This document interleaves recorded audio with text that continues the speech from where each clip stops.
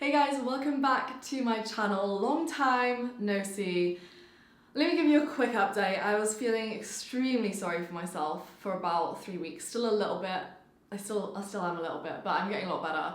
I basically had all 4 of my wisdom teeth removed. If you're a friend of mine, if you follow me on Instagram, you will have heard me already complain about this, so you can skip forward about 30 seconds. For the rest of you that don't know, I'm traumatized of the dentist. I literally would rather do anything else than go into the dentist chair and have somebody tell me that I need to have an operation or a filling or XYZ.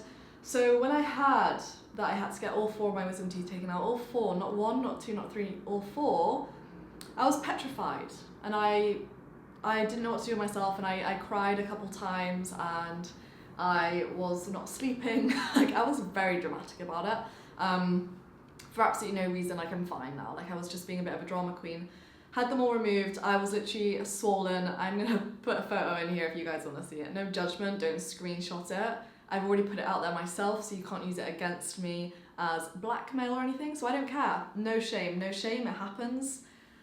This is me, love me or unsubscribe. Don't unsubscribe though, like, I actually really appreciate you for being here and following me, so if you haven't already, subscribe and like this video because I hope you're gonna enjoy it. Now, let me leave it at that. I couldn't talk, I couldn't chew, I couldn't eat food, very depressed for about 2 weeks. Now I'm back at it and I'm in my new place as well. And I'm gonna do an office tour and a home tour.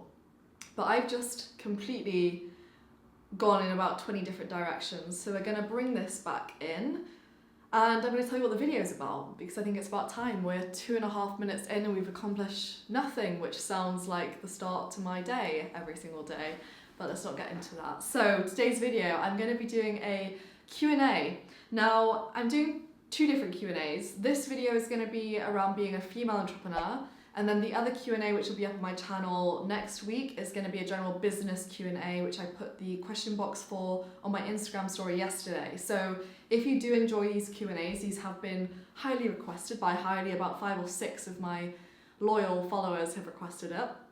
I'm going to start doing these more often, and if you want to submit your questions and have me answer them, then make sure to follow me on Instagram, and you'll see I do like weekly polls every other day just to, remind people that I'm there and give them about 30 stories of information and questions, which I think they all enjoy. Like, they don't tell me they do, but I assume that they do. So follow me on Instagram if you want to join in those polls. Now, I'm just going to basically pull up the questions and start answering them. There are a lot. Like, I've made a list on my phone. I took screenshots of the questions and stuff and picked my favourite ones. Let's get into number 1. So the first question that this person submitted is, do you find it difficult being a female in a man's world, especially in online business? Now, I don't like to play victim, so I'm not going to say I don't agree. Like, I think there are definitely more male entrepreneurs versus female, which the reason why I'll go into in a second. In terms of if I personally find it difficult, and just as a disclaimer, this video is my opinion, like, it's not fact. If you disagree with me, that's absolutely fine. This is just like my point of view and my perspective. In terms of if I find it difficult being a woman in a man's world, in the digital space and like online business space, I would say the trickiest thing is loneliness. That sounds kind of sad, but no, in all seriousness, when I started my business, the only people that I really had to look up to, which had personal brands which I was aware of, who were doing something similar to me in terms of having a marketing agency, were guys. And that's also close to my age because you have a lot of older people. Like, there's a spectrum. So if you're looking for young female entrepreneurs who have a personal brand presence, so it's easy to find them, and they're agency owners, if you compare the ratio of females where you can find their brand pages and follow them compared to males that do the same thing, there's way more guys. So I just found it hard to relate to somebody, and when you're embarking on a journey of entrepreneurship, you want to be able to look up to somebody who is 5 steps ahead of you but is very similar to you. So I would have wanted to have another maybe like late teens, like really early 20s female who had built a successful marketing agency and was posting loads of content online, and I couldn't find that. Like, it wasn't easily discoverable for me. So that was one thing, like feeling quite isolated, especially when you work from home. The only interaction that you're getting is online with clients and other people. And like, for example, now I literally just got off a call with a friend, and like we meet every single week and we just talk about like we both help each other out with business. It's just we don't charge each other, but we're just kind of like catching up, and it helps me stay sane to be able to have a conversation with somebody who has similar struggles to what I have, and just somebody that is similar to me that I can empathize with, because you can feel quite alone when you're in a space that you don't have other people who are similar to you around you immediately. And a lot of those people, they're all abroad. Like a lot of my it sounds so geeky, a lot of my friends are like online friends, and I wish they were more in person. I hope to meet all of these people face to face one day, but it just happens to be that a lot of the people who are in my space or in the States, or yeah, it's just hard to find a lot of them. So that would be my answer to that question. Let's go on to question number 2. Tips on focusing when you're super creative and have a million ideas. This is actually from a friend of mine who I've met in person, a female entrepreneur, so I take back part of my previous statement. They do exist in the UK. So I would say this depends on your learning and organisation style. Firstly, I want to say don't suppress your creative flow, because obviously you've posed it as a problem, and I know it, like I'm the same way. It can be very frustrating when you've got a super overactive imagination and you've got a million ideas coming in your head every 2 seconds. But I would say that's a gift. Like I would prefer to have an overly creative and busy mind than not be able to have any ideas at all and have to bring that out of myself, because it's easier to refine a skill that you already possess than it is to create one that you don't already have access to or have inside you innately. So I would say it's awesome that you're super creative. Let's just think of a way as to how we can create a system around it to make your creativity work for you, instead of you being a slave to your imagination and your overactive thinking process. So what I would do is separate out a bit of time every single day that you're gonna say, do you mind? I don't know if you can hear that, but there's like a truck.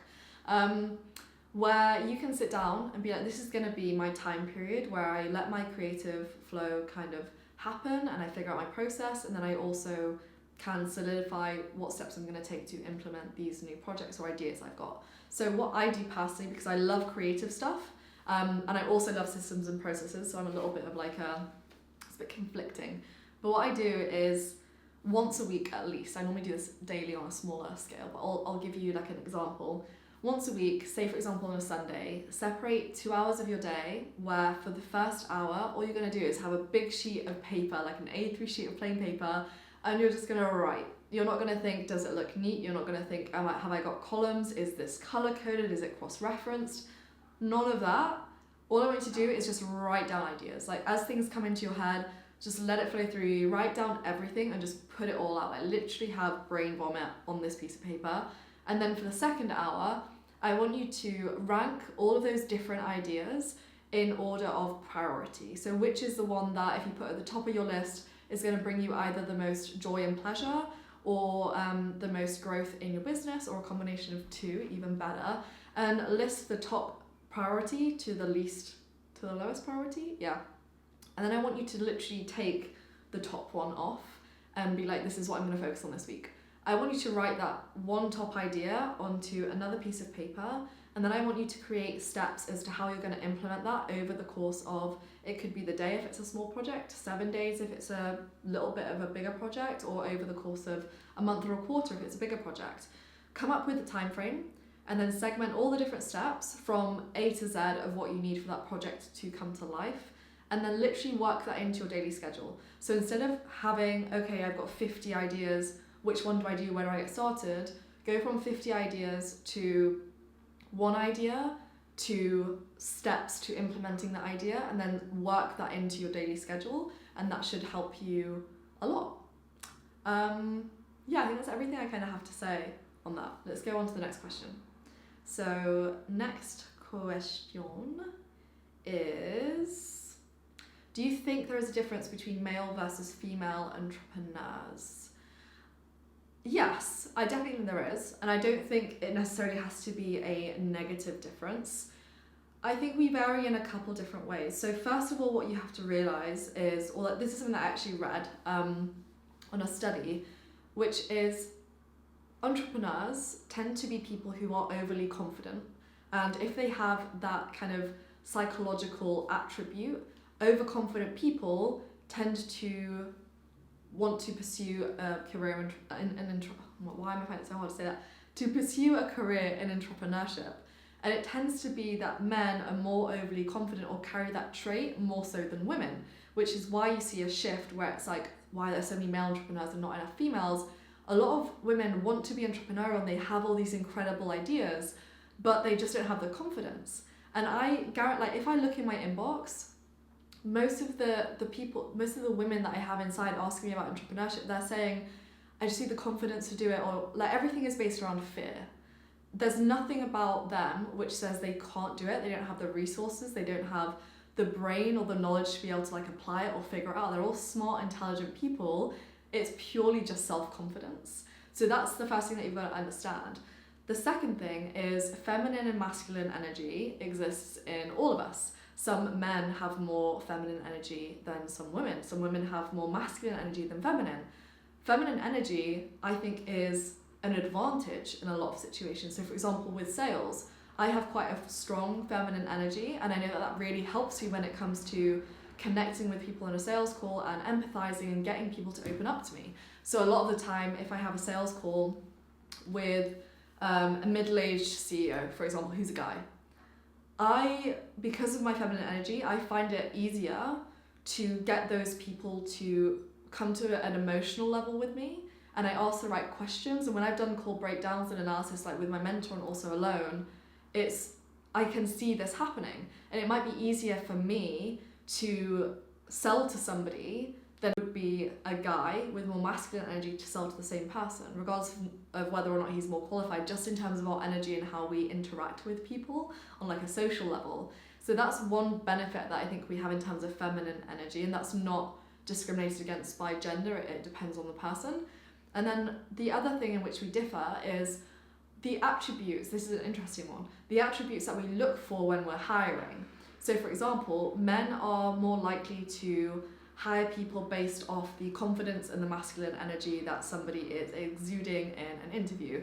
Women are more likely than men to hire people based on whether they are empathetic and creative. So basically, like, the vibes that they get from them is this a nice, good person? Are they creatively minded? So we are subconsciously actually looking more for specific characteristics, more so than men when they hire. So there are all these little differences, and I don't think it means that either men or women are better at entrepreneurship, but I definitely think that it comes down to feminine versus masculine energy. And a flip side to this as well is a conversation I had quite recently with somebody is when you are driven or you let your emotions rule you. And I definitely think I'm quite emotionally driven. I've got a lot better at either knowing when to give myself a break, but also when to be like, that's enough, like, get your together. I'm gonna have to beat that over because of demonetization, and just kind of get on with it. So for example, some people might say, okay, women are more emotional.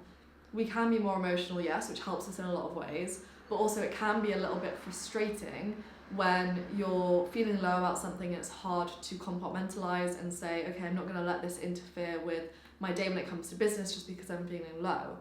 That can be frustrating. I think both men and women have that, so I wouldn't say that's a female problem either. But when it comes to that, I think it's also good to be intuitive and be in touch with how you feel. And the important thing here is to be able to distinguish between something where you do need to take a step back, take a break, be kind to yourself, or whether it's a recurring pattern, which is maybe a procrastination, or it's an excuse that you're making to yourself because you're scared of doing something, and being able to kind of override that natural reaction of wanting to not get out of bed that day or not do something productive, and be able to say, like, no, this isn't actually a big enough reason for me to stop what I'm doing. I need to push against this discomfort and use it for growth. So yeah, hope that makes sense for that question. Let's go on towards the next one. Next question. How can I make sure to be taken seriously? Sometimes I feel a little intimidated when I get on a sales call or have a face-to-face meeting with a senior level man. This is a really good question. When it comes to getting taken seriously, And when it comes to interacting with anybody, there's 3 things that you need to be conscious of or be good at to be able to sell effectively. And the first thing is tone of voice. So tone of voice is huge. It's how you say the words that you're saying in your conversation. Then you have the context. So this is the words that you say, what you're speaking, how you're engaging with somebody. And then you have body language. So this is how you present the context of what you're saying. So tone of voice, body language, context. They're the 3 main things that if you nail these 3 things, you're going to be able to sell to anybody regardless of whether it's a middle-aged CEO, whether it's Jeff Weiner, whether it's Bill Gates, whether it's anybody. If you've got those 3 things, you have enough to be able to sell and deliver a successful pitch. Now, in terms of being nervous, someone at the door, I will be back.